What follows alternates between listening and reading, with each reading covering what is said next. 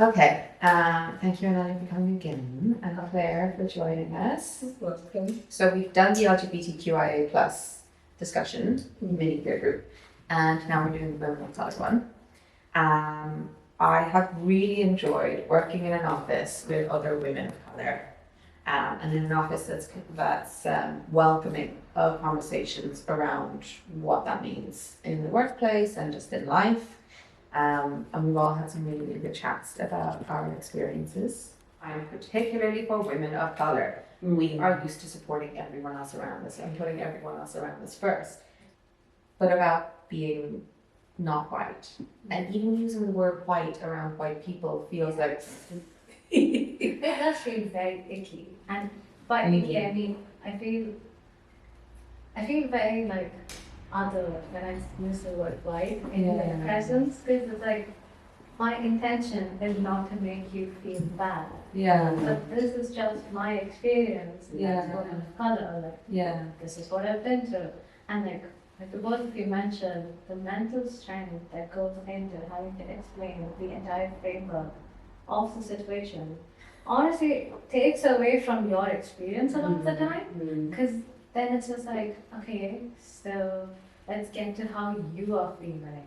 You're not only dealing with like the incident or whatever, even if it's not an incident, just the way you feel about your identity in general, then you're also then, I don't know, flipped into really worrying about the other person's experience. Not just their perception of you, I guess, which we all kind of worry about a bit, but like their experience, like you're more worried about their mental health. You're coaching them through their feelings about something that you need support with. And it's just like, oh my gosh, that's so true.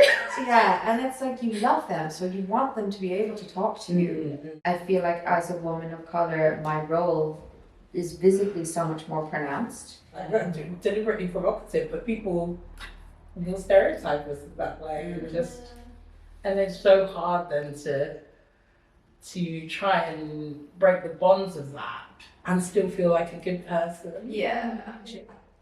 It's a very difficult thing to have to actually deal with, especially in spaces that are just looking out to, I guess, stereotype you. Like that's their first instinct.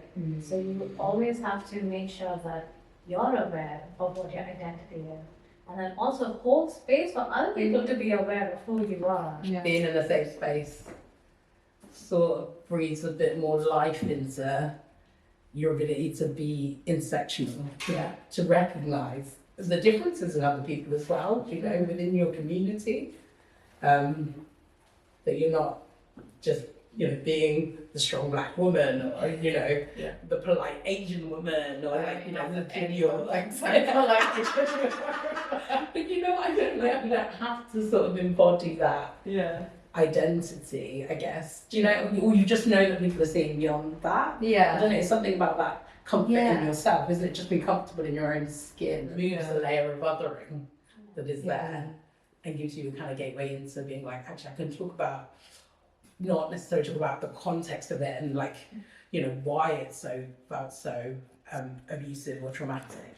I can just talk about how it made me feel rather than the political and social and structural context that it sits within. An awful lot of the women who will need these spaces will be women who are facing a fair amount of violence. Some of them don't have other places that are safe to have certain conversations that they need to. You know, see like an obviously Muslim woman of colour with her babies walking down the street, and I will make a point of smiling. I will make a point of waving hello, because this is an identity that is like feels unsafe in the space. And we know this. I know, like, you know, a couple of 100 yards down the road from me after that interaction, someone might spit at her and her kids. Like that's a high possibility. Do you know what I mean? And you know, we those women in particular really need safe spaces to kind of talk about these things. And you know, when we have the funding, it's not just about making sure that we have enough money to like rent the room reliably over the course of the year and provide refreshments and, you know, pay for your time or your time as a facilitator.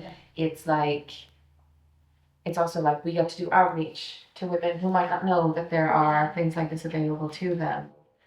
Our peer support spaces, like people come to us, they need healing, they need relief, and they need help navigating their mental health, and then they get that, and then they go and they have interactions. All of their other interactions are colored by the goodness that they have, and that also has this like knock-on positive, beautiful effect. And Yeah.